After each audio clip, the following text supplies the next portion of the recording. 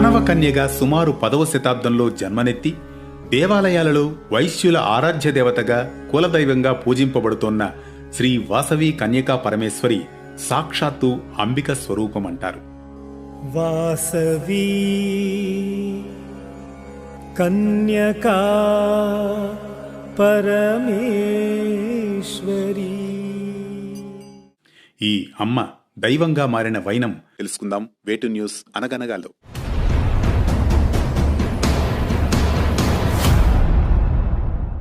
ఆంధ్రప్రదేశ్ రాష్ట్రంలోని పశ్చిమ గోదావరి జిల్లా పెనుగొండలో సుమారు 10వ శతాబ్దంలో కుసుమశ్రేష్ఠి దంపతుల కుమార్తె వాసవి అనే కన్య. వాసవి గొప్ప గుణవంతురాలే కాక సౌందర్యవతి కూడా. ఆమె ముగ్ధ మోహన సౌందర్యం ఎవరినైనా ఆశ్చర్యచకితుల్ని చేసేది. ఇలా ఉండగా ఒకనాడు ఆనాటి రాజు విష్ణువర్ధనుడు వాసవిని చూడడం, ఆమె అందాన్ని మోహించడం జరుగుతాయి.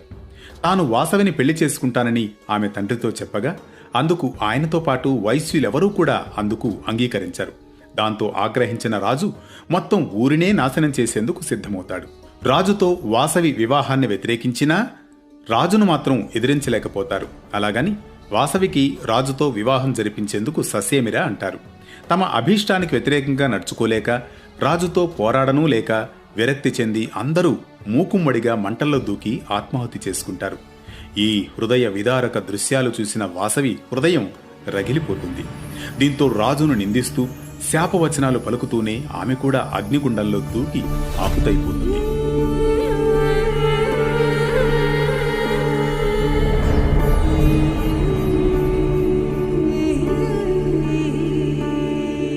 తరువాత పెనుగొండలో అప్పటికే ఉన్న మహిషాసురమర్దిని ఆలయంలో అమ్మవారి రూపంలో వాసవి దర్శనమిస్తుంది.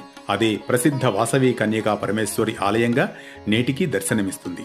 వైశ్యుల కుల గౌరవం కాపాడడం కోసం అగ్ని ప్రవేశం చేసి ఆత్మత్యాగం చేసిన తల్లి వాసవీదేవి. వంశ ప్రతిష్ఠ కోసం కన్యగానే ఆత్మాహుతికి సిద్ధపడిన త్యాగ నిరతి ఆమెది. ఆనాడు జరిగిన యథార్థ గాథకు సాక్షిభూతంగా నేటికి కొన్ని వందల ఏళ్లుగా కనిపిస్తుంది పెనుగొండలోని అగ్నిగుండం. మరో ఆసక్తికర కథనంతో మళ్లీ కలుద్దాం వేటు న్యూస్ అనగనగాలో. త్రిపుర సుందరి శివ మనోహరి వైశ్య కుల మహతాయే. త్రిపుర సుందరి శివ మనో